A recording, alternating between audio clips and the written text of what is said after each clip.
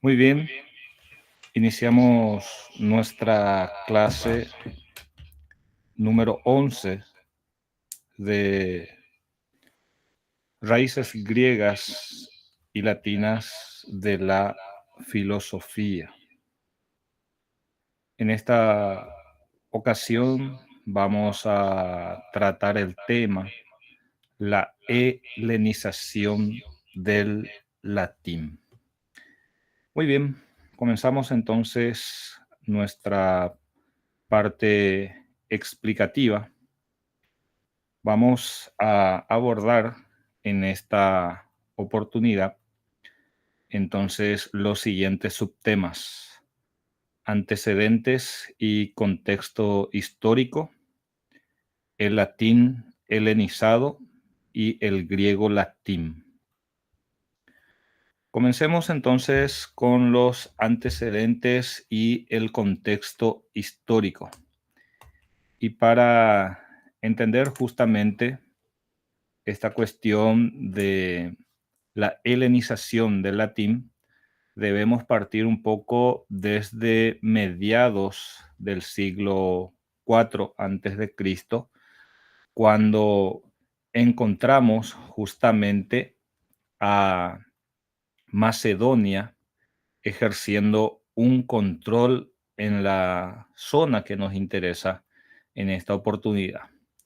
En el 338 antes de Cristo, por ejemplo, encontramos Filipo II convirtiendo a Macedonia como la principal potencia del mundo griego, y tener en cuenta en ese sentido también que se hace del control de Grecia en aquella oportunidad en el 338 antes de Cristo.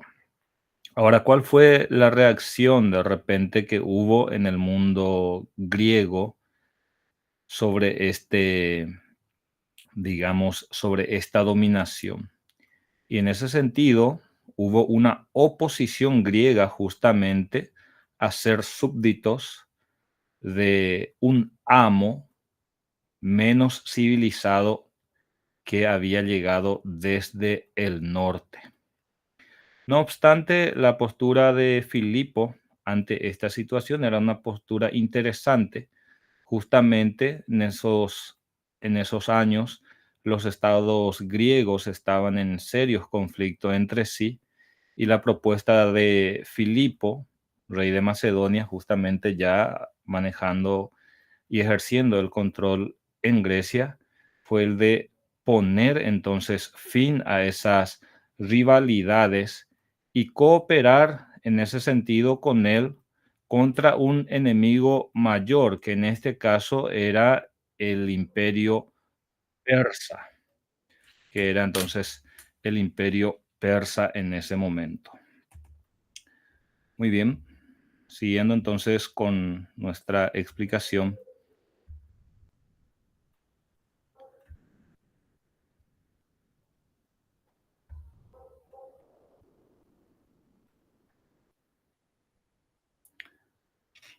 Bueno, entonces, bienvenida Natalia. Estamos aquí comenzando ya poco a poco con este tema. Estamos hablando del contexto histórico justamente de la helenización del latín. Y estábamos viendo que justamente nuestro análisis comienza a mediados del siglo IV antes de Cristo, encontrando a Filipo II ejerciendo el control sobre toda la zona de los Balcanes y sobre el mundo griego, convirtiendo así a Macedonia entonces como la principal potencia del mundo griego. No obstante, la actitud de los griegos ante este dominio fue justamente la de una actitud de oposición, puesto que no querían ser súbditos de un amo que consideraban justamente menos civilizado.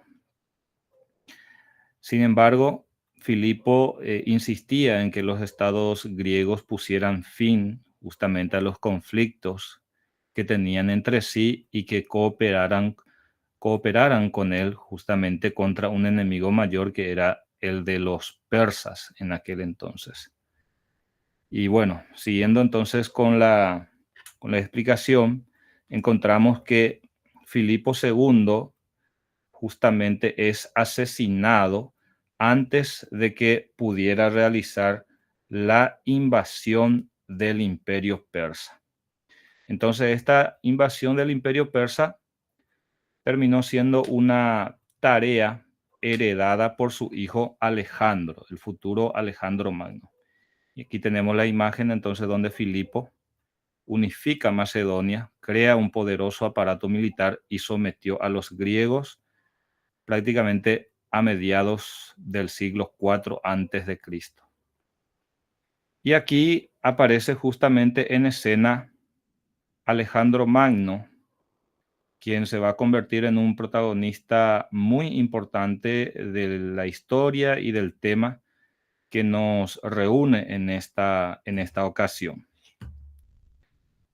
Bueno, Alejandro Magno tenía 20 años cuando se convierte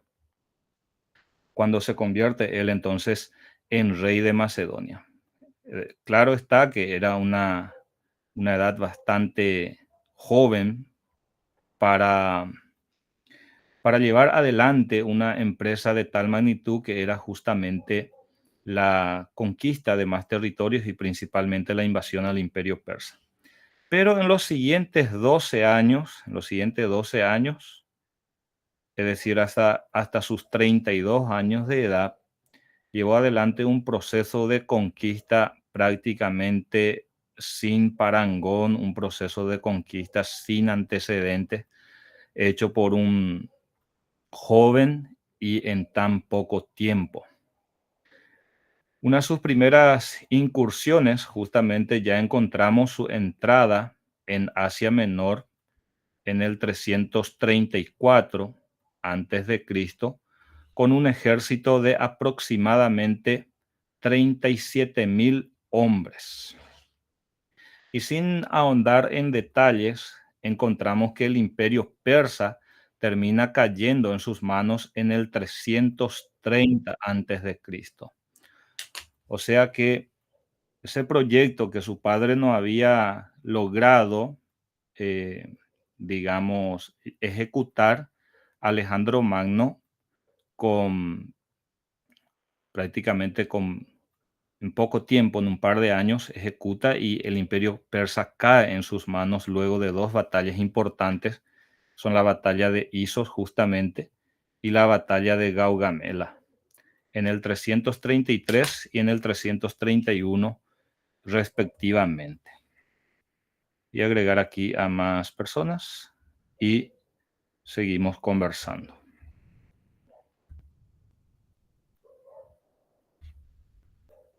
Muy bien, ahí ya agregué. Bienvenido, Edgar.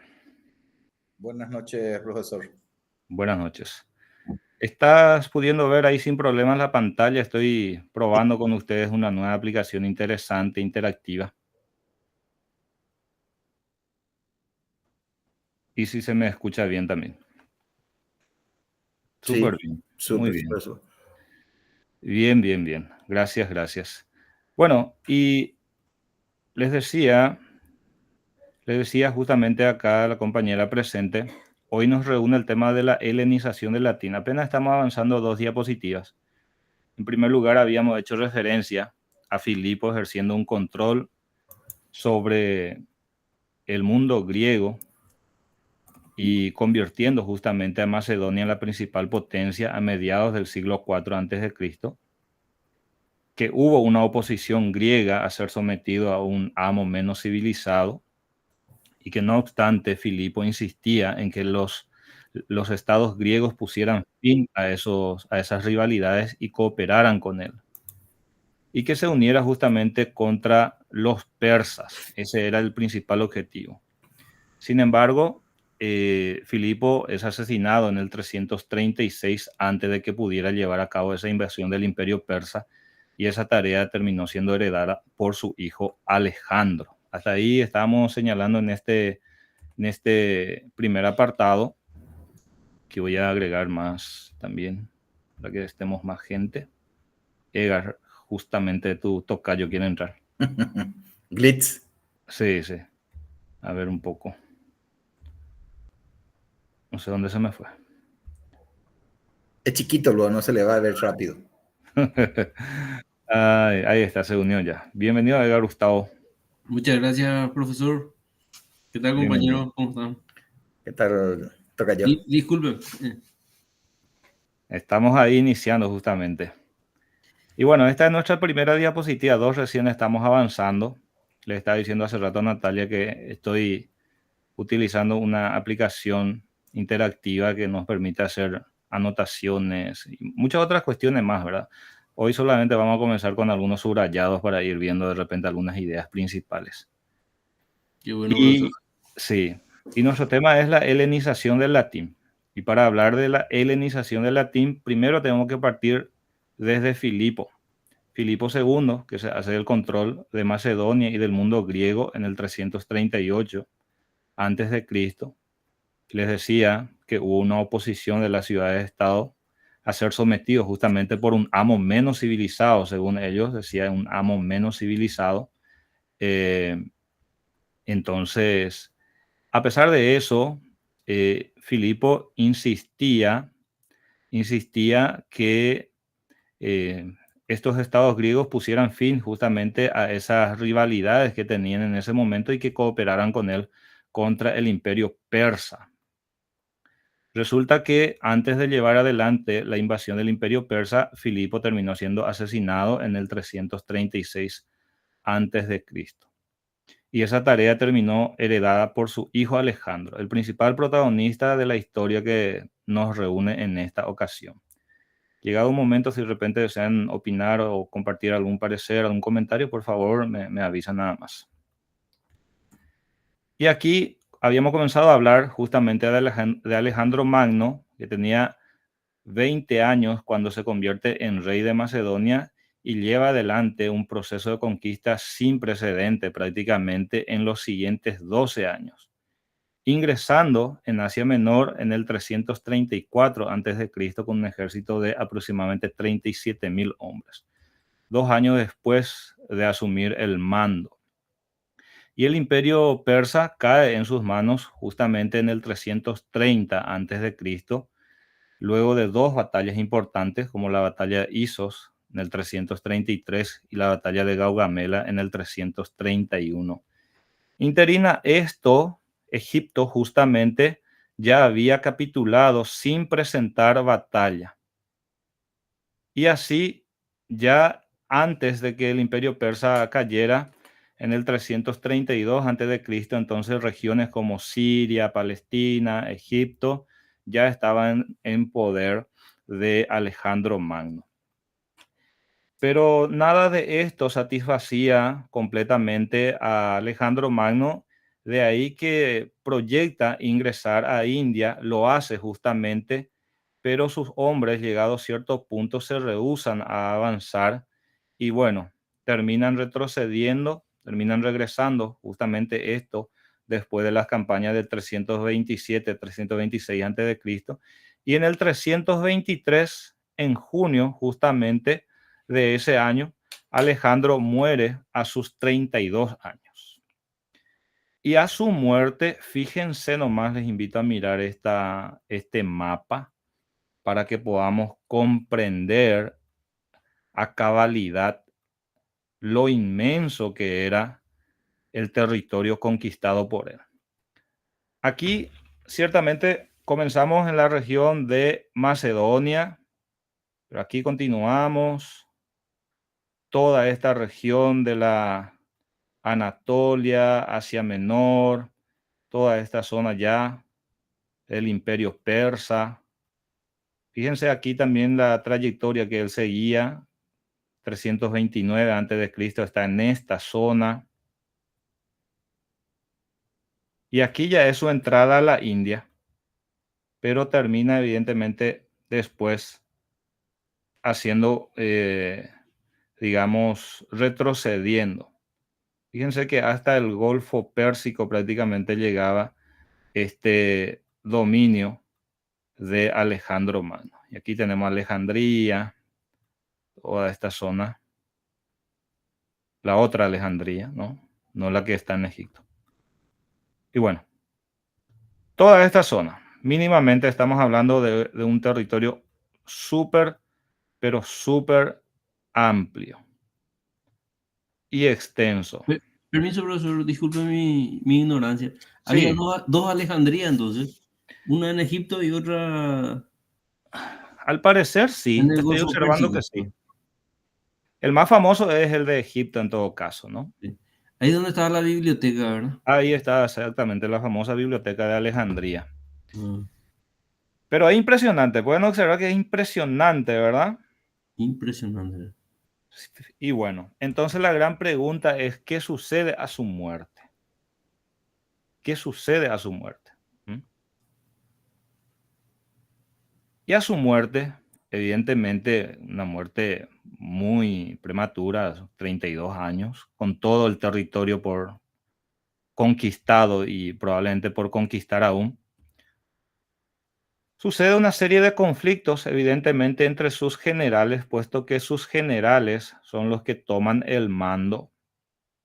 Y luego de un periodo de conflictos internos dentro de eso, de sus dominios, terminaron creándose 4 reinos, los llamados reinos helenísticos.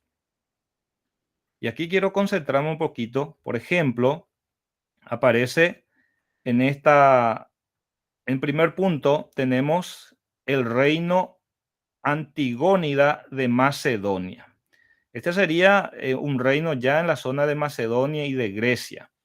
Y fíjense que este reino perduró desde el 276 a.C. hasta el 168 a.C. En el 168 a.C., el rey macedonio Perseo justamente es derrotado por Emilio Paulo y por lo tanto este territorio es conquistado por los romanos. Es conquistado por los romanos. Y comienzan entonces a aparecer aquí los romanos, que es muy interesante que nosotros entendamos esto. Entonces el reino Antigónida de Macedonia termina cayendo en poder de los romanos en el 168 a.C. Entiéndase que en ese momento Roma era una república, estaba bajo ese sistema de gobierno.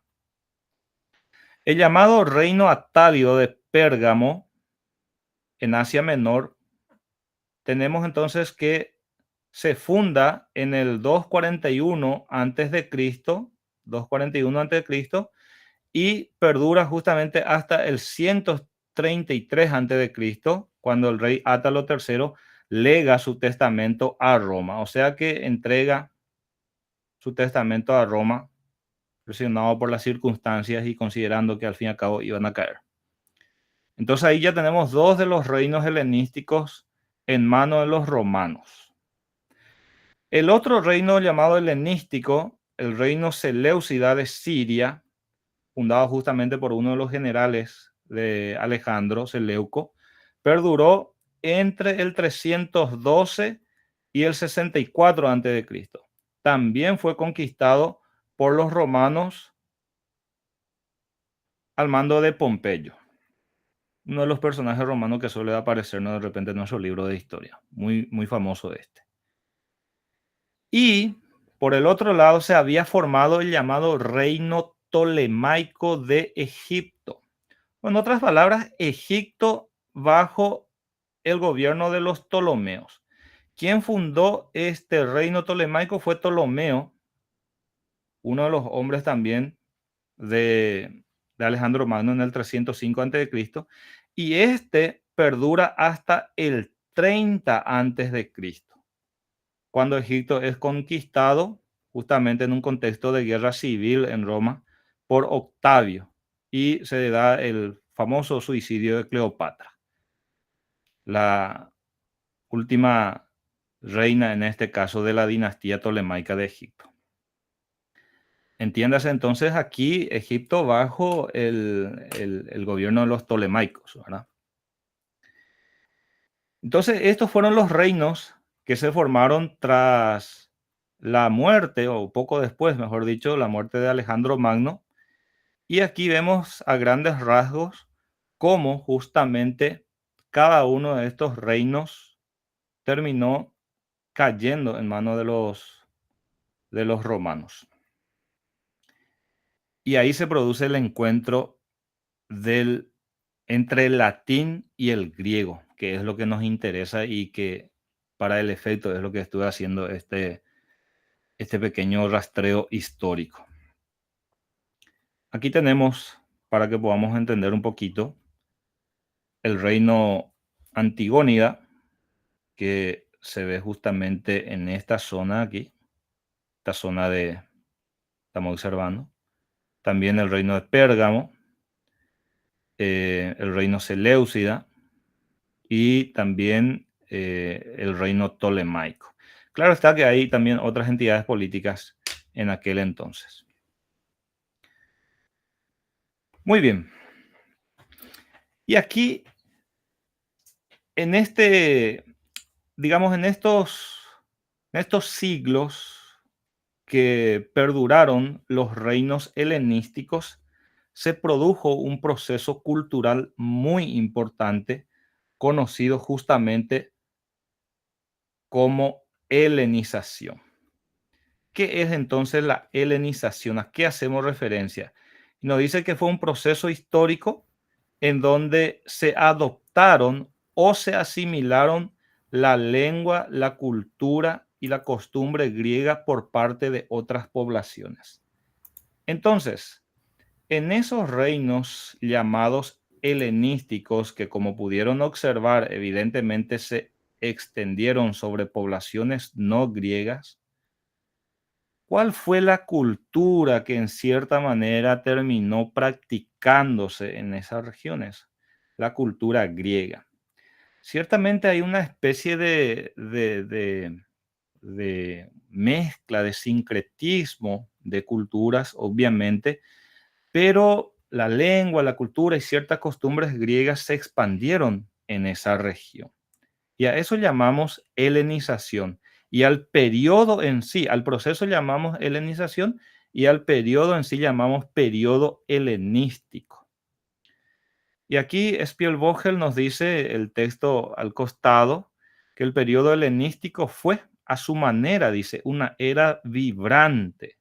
Surgieron, florecieron nuevas ciudades, nuevas ideas filosóficas conquistaron las mentes de muchas personas. Se dieron logros importantes en el arte, la literatura, la ciencia. Y lo que nos interesa, la cultura griega, nos dice, se difundió por todo el cercano oriente y dejó huella en cualquier parte a la que se la llevara. Es el famoso mundo helenístico, ¿verdad? Este periodo helenístico que sigue justamente a la muerte de Alejandro Magno y se extiende hasta la caída de Egipto, se caracterizó por los siguientes puntos. Voy a agregar aquí a alguien más y caracterizamos justamente este periodo helenístico.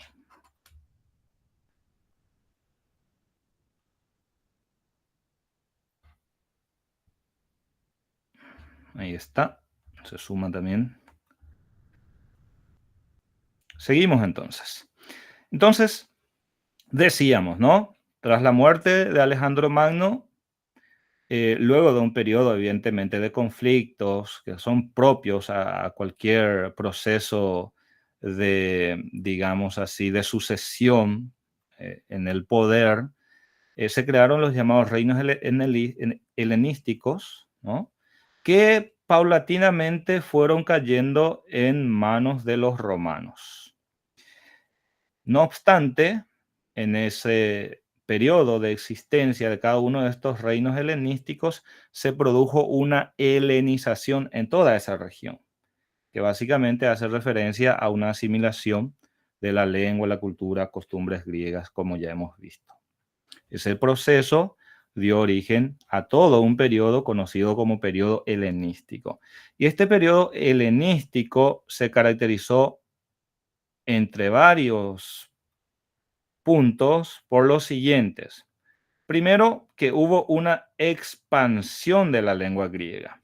Entiéndase que ya era la lengua llamada griega koiné, la lengua koiné, ¿no?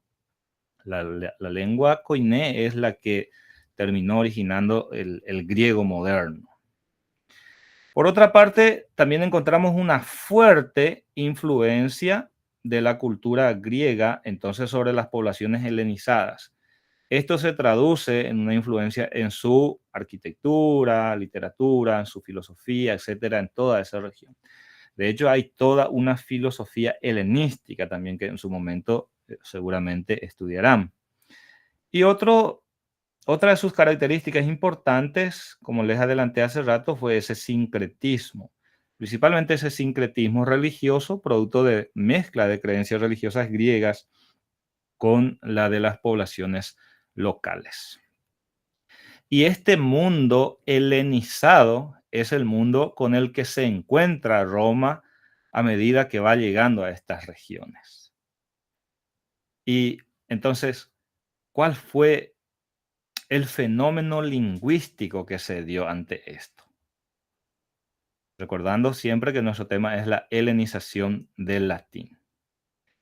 Y este es un punto que la vez pasada ya habíamos visto en nuestra clase, la conquista romana y el encuentro con el griego.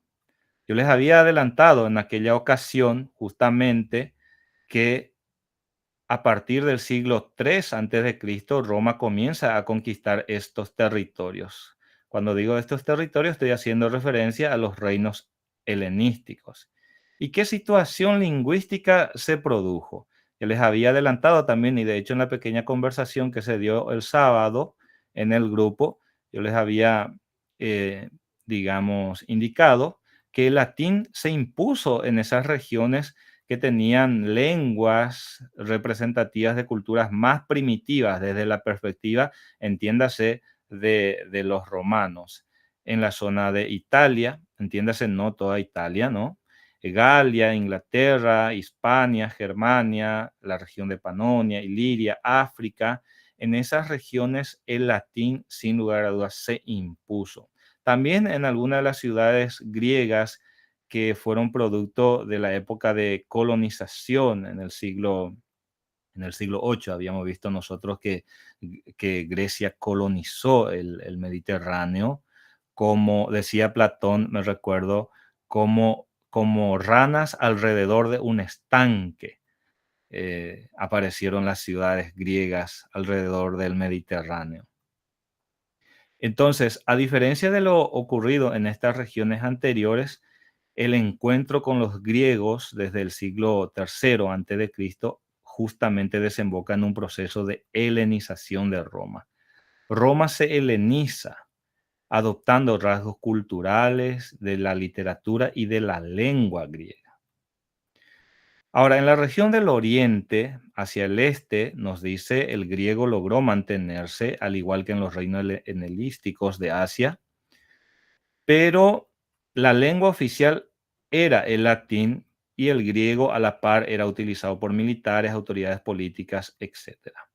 El griego seguía entonces teniendo una fama que le permitía ser lengua de las poblaciones cultas y urbanas y la lengua internacional en el oriente.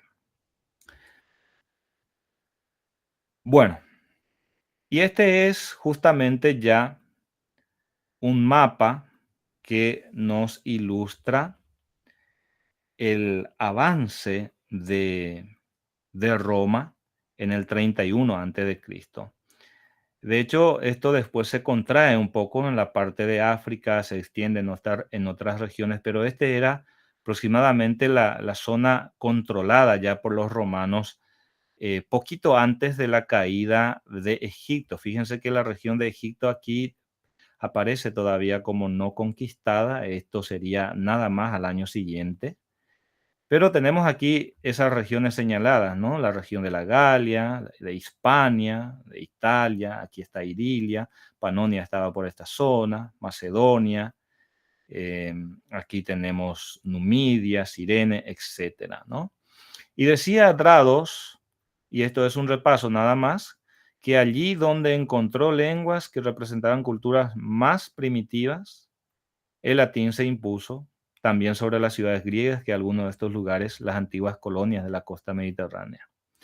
Pero que el encuentro con los griegos del siglo III a.C. tuvo un resultado inesperado, la helenización de Roma, su cultura, literatura, su lengua.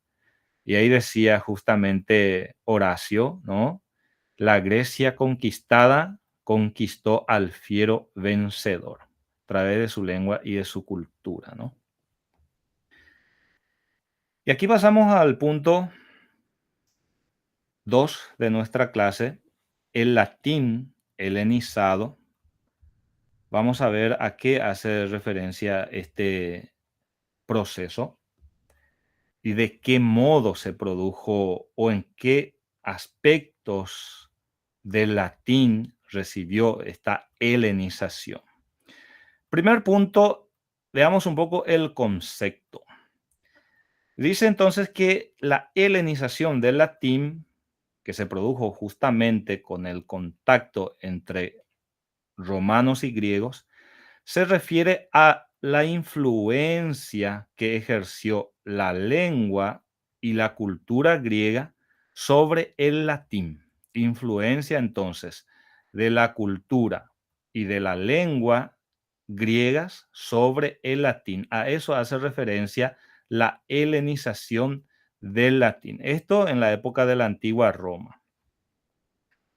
¿En qué áreas se manifestó entonces esta influencia? Primero encontramos en el léxico. Y así vemos, por ejemplo, que el latín incorporó una gran cantidad de préstamos léxicos del griego, es decir, una gran cantidad de palabras provenientes del griego fueron adoptados y adecuados por el latín, como veremos en las diapositivas siguientes. ¿En qué ámbitos principalmente esto se dio? En el ámbito de la filosofía, la ciencia, como por ejemplo la geometría, las matemáticas, la literatura y la tecnología. Además de los préstamos léxicos del griego, encontramos influencia en la gramática. Y así encontramos, por ejemplo, que la gramática latina también recibió esa influencia del griego, especialmente en su sintaxis, que viene a ser el modo en que se combinan las palabras.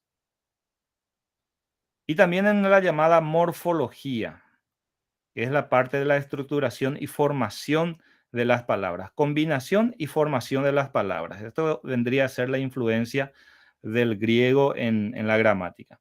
Y así también encontramos influencia en la literatura. ¿En qué sentido?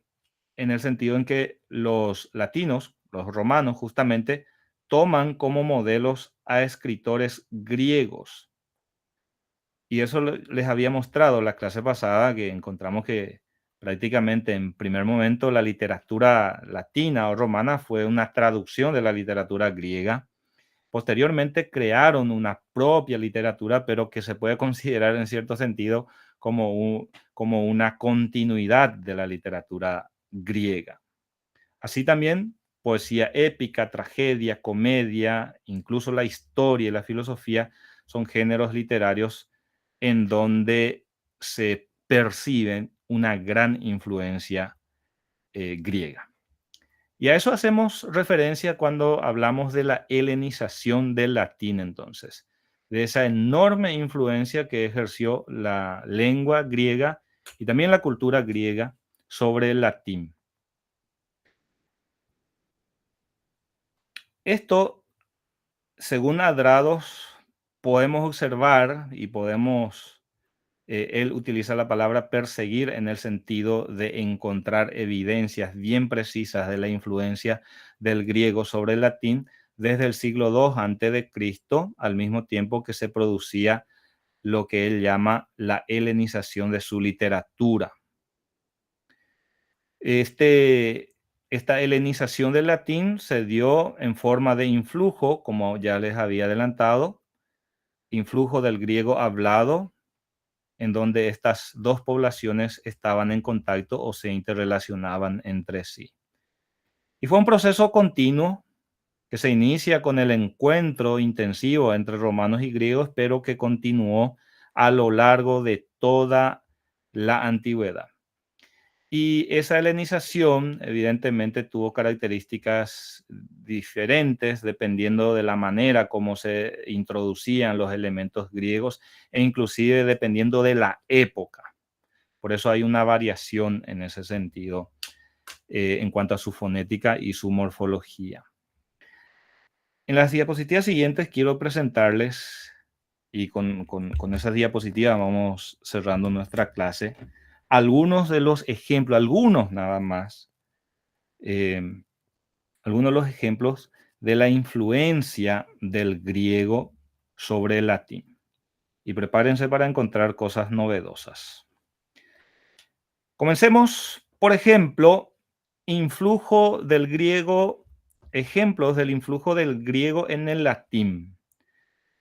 Hay un escrito conocido como Carmen Aruale o Arbale, que es un himno litúrgico romano, donde ya aparecen algunos términos de origen griego, como por ejemplo, triumpus. En Livio Andrónico, por ejemplo, encontramos palabras como coturnus, purpureus. En Nevio, por ejemplo, encontramos palabras como barbarus, melos, nauta. En Plauto, dice, aparecen palabras como asintium, basílica, como edia. Emporium, peplum. Dice en Terencio, musicus, scaenicus. En Catulo dice ambrosia, astrum, satirus, Lucrecio, Cygnus. En Virgilio, la Eneida, Calatus, magicus, narcissus. En Cicerón, gran orador, aparecen expresiones como astrología, astrologia, biblioteca, epingrama, geometría, escola. En Tertuliano, apostolus. En Amiano, geógrafus, etc. Todas estas palabras fueron préstamos o son ejemplos de préstamos del griego al latín. Y la postura ante estos préstamos tampoco fue una postura unificada, ¿eh? Entendiendo que hubo intelectuales de la época que hicieron todo lo posible para evitar la utilización de estos términos, pero muchas veces no tenían otra traducción y decían, bueno, usamos este término porque no hay su equivalente en latín. Es como cuando nosotros de repente en guaraní queremos decir algo, bueno, no hay una traducción en guaraní, ¿verdad? No se acuñó ese término y usamos de repente un término proveniente de otra lengua. O cuando hablamos en castellano y de repente le metemos algunas palabras en inglés porque no hay algo que de repente le pueda expresar eso, ¿no?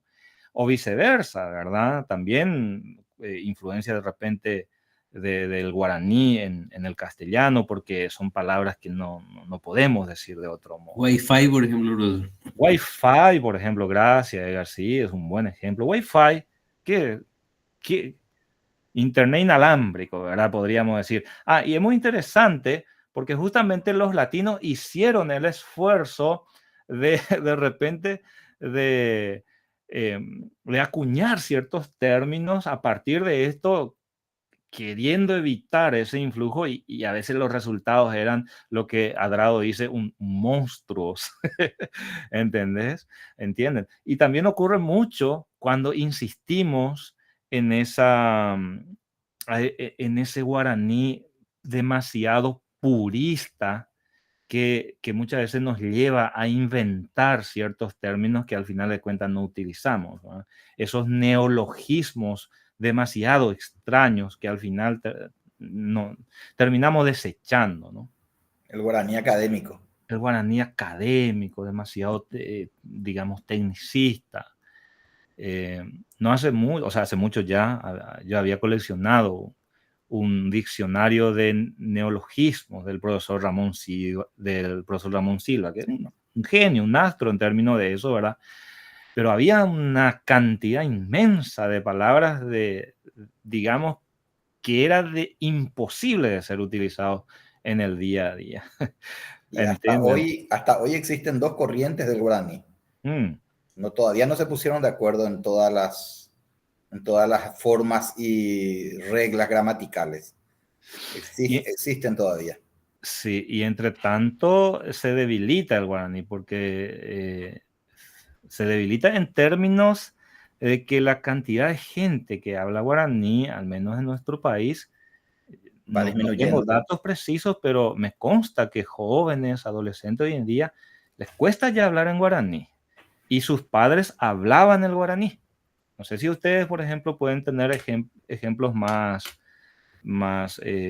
digamos, cercanos, pero me consta que muchas veces a mis sobrinos, por ejemplo, les cuesta hablar en guaraní, hacen el esfuerzo ciertamente, pero ya no hablan como hablaron o como hablan sus padres, por ejemplo, ¿verdad? Mis, Entonces, mis hijos entienden, pero no hablan o hablan muy sí, poco. exactamente. Y bueno, y son situaciones que se van dando en la lengua, ¿verdad? Ciertamente una lengua no puede, bajo ningún sentido, cerrarse a los cambios, a las innovaciones, pero eso tendría que darse de una forma natural, ¿no? Así como los guaraníes en su momento introdujeron palabras como bacá, cabayú, mesá, y hoy en día todo el mundo, nosotros podemos decir que son palabras guaraníes, pero en realidad son préstamos del castellano al guaraní, ¿entiendes? Pero se da de una forma tan natural que se inserta justamente en el lenguaje de un modo muy natural. Pero no así de repente querer introducir tan camburú por tele o cosa por el estilo, ¿verdad? Eh, no se me ocurren más ejemplos, pero ustedes tendrán muchos ejemplos de palabras que son monstruos de repente que no podemos utilizar. Utilizo una mala expresión de adrado que en el texto que les compartí justamente hay algunos ejemplos. Bueno, pasemos. También hay los llamados helenismos cristianos. ¿Qué son aquellos a qué hacemos referencia cuando hablamos de helenismos cristianos? Sé que son palabras también que con cambio de sentido, ojo con esto, con cambio de sentido quedaron ya fijas en la lengua latina. Por ejemplo, angelus o angelus es una palabra que el mundo cristiano utilizó ¿para qué? Para hacer referencia a los ángeles del cielo, ¿se entiende? Sin embargo, esa es una expresión griega que ellos utilizaban para referirse a otro ente, ¿entiendes? Baptisma, Evangelium, Christus, Ecclesia, Episcopus, Liturgia, Monacus, Presbyter, Monasterium, etcétera. Entonces son préstamos del griego al latín cristiano, en este caso, pero con un cambio ya de sentido. Y es sorprendente cuando nosotros encontramos estas palabras tan, digamos, tan frecuentes en el léxico cristiano, eh, pero que tiene su origen en un mundo que los cristianos ciertamente consideran un mundo pagano, ¿verdad? Que es el caso del mundo griego. También hay casos de palabras como eremita o ermita, ¿verdad? Que se crearon a partir del griego también. A partir de un momento dado, dice, el latín se convirtió en Occidente, en lengua de la iglesia. Pero, y aquí hay un pero muy interesante, dice, una lengua que heredó mucho de su fase griega, que en Oriente continuó viva. Ya un latín muy helenizado, ciertamente. Tenemos más ejemplos y aquí hice un poquito de esfuerzo de agregarles inclusive la pronunciación. Esto es lo que nos permite ciertamente también la tecnología, que no solamente son préstamos. Ojo, estas dos diapositivas, allí nosotros nos centramos en préstamos, pero aquí hay calcos semánticos, hay copias semánticas, por lo tanto se crean nuevas palabras a partir de la inspiración en palabras griegas. Por ejemplo, hay una palabra que ustedes están observando aquí, está en griego y se pronuncia como filoginaios, que significa amigable en griego. Y esto él convierte, inspirado en esta palabra, convierte en mulierosus, que significa mujeril. Interesante, ¿no? Cicerón, por ejemplo, Cicerón, estas palabras que están aquí en griego, sineidisis, posotis y poiotisen, que significa en griego justamente conciencia, cantidad y calidad, él transforma en conscientia, quantitas y qualitas. O sea que se inspira en esas palabras y crean unas nuevas.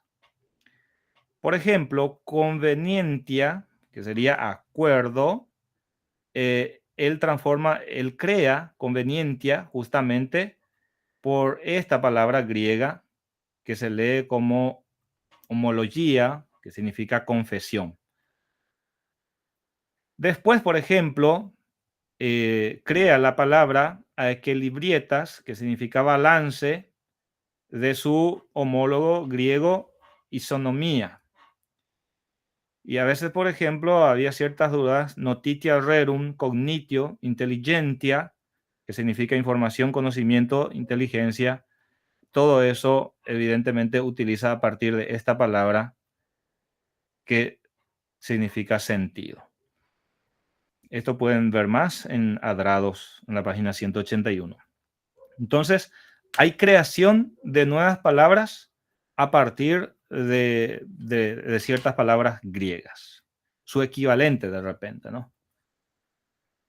Bueno, quiero cerrar esta clase compartiendo con ustedes estas ideas y que justamente se traducen en lo que se llama el griego-latín o el greco-latín. Dice, de todos modos, ya a la larga, dice, quedó firmemente asentado en latín una gran proporción del léxico griego. Hay estudios que hacen referencia inclusive a la cantidad de palabras provenientes del griego, ¿no? Lo que es más importante, dice, de elementos formativos griegos, es decir, de modos de formación de palabras. El latín, entonces, tenía, por un lado, una proporción de elementos inferior a las lenguas europeas de hoy. Hoy en día las lenguas europeas tienen mayor influencia aún del griego. Esta enorme influencia del griego sobre el latín, que se traduce en préstamos, en calcos semánticos, es lo que dio origen a lo que Adrados llama greco-latín. Ya no es más el latín del siglo IV, ya no es más el latín del siglo III, con escasa influencia del griego o nula en periodos anteriores, antes del contacto. Hay un latín anterior al contacto con los griegos y hay un latín que se formó justamente poco a poco a partir del contacto con los griegos. Y eso es el greco-latín. Y a ese proceso es lo que llamamos la helenización del latín. Entonces, este greco-latín, dice, presentaba igualmente rasgos sintácticos semejantes o idénticos a los del griego. No es solamente préstamo de palabras, eso quiero que se entienda, sino también modo de construir palabras, modo de combinar palabras, de estructurar palabras y de crear. Sobre todo había un léxico, un conjunto de palabras, dice que era común, ya sea al mundo griego como al mundo latino. es un latín mixto. Fue creciendo, dice, al fin de la antigüedad, y también el cristianismo contribuyó a su crecimiento. Es este latín mixto el que sirve de vehículo de transmisión en la Edad Media occidental. Y es este el latín mixto que posteriormente los filósofos medievales que escribieron justamente en latín van a estar utilizando. Simpático, profe. Acá tenés tu traducción aquí abajo. Sí, así es. ¿Es tu herramienta? ¿Es la herramienta esa? ¿Por cuál haces referencia? Acá abajo de tu presentación está saliendo una traducción. Ah, sí, sí. ¿Es de la herramienta?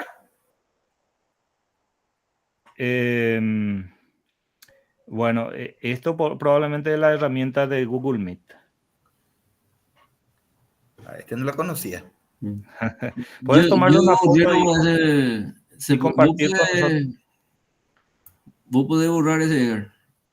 Podés apagar. Qué raro. A mí también me apareció así, yo saqué nomás esa ventanita.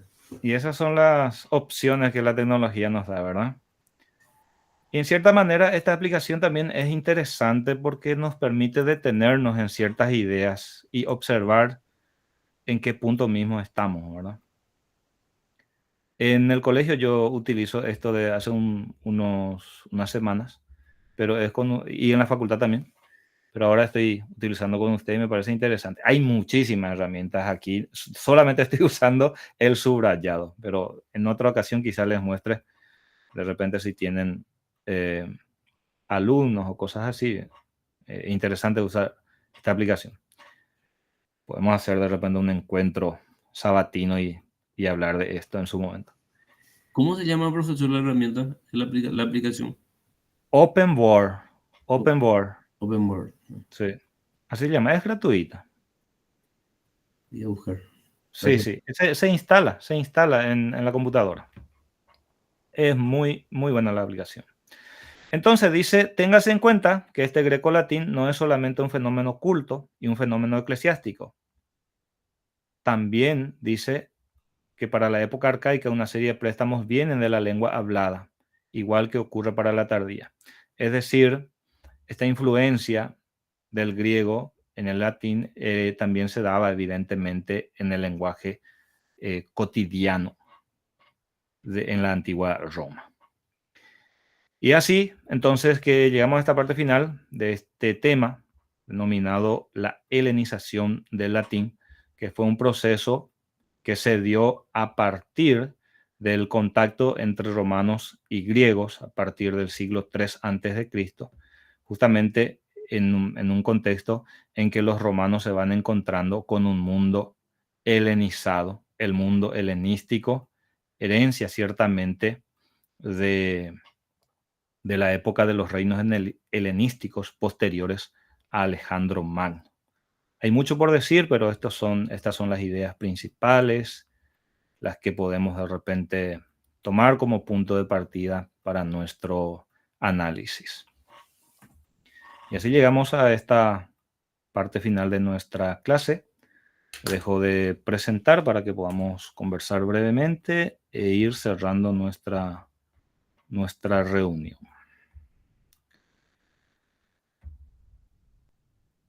Muy bien. ¿Algunos comentarios? ¿Algunas preguntas o sugerencias, dudas que le haya surgido?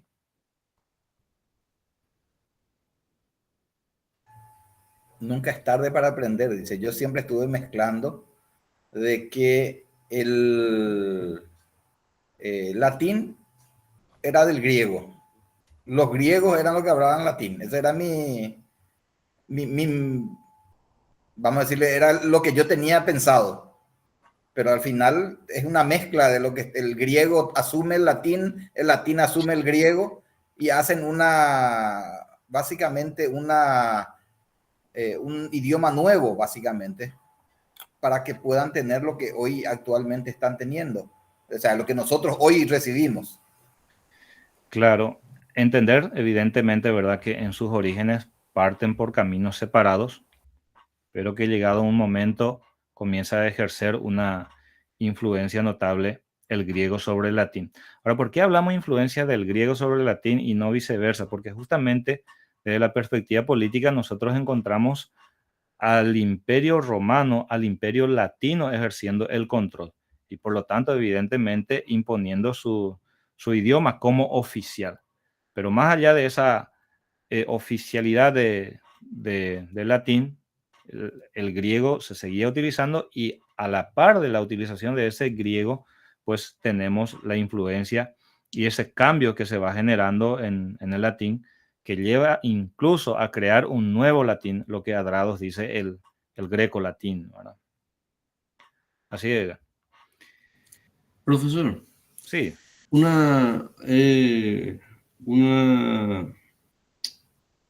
¿cómo le voy a decir?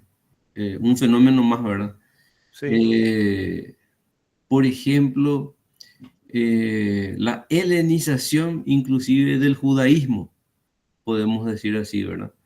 Porque si bien es cierto, la cultura judaica tenía vamos a decir así, una burbuja entre todas las demás naciones eh, en su comportamiento cultural y principalmente religioso, ¿verdad?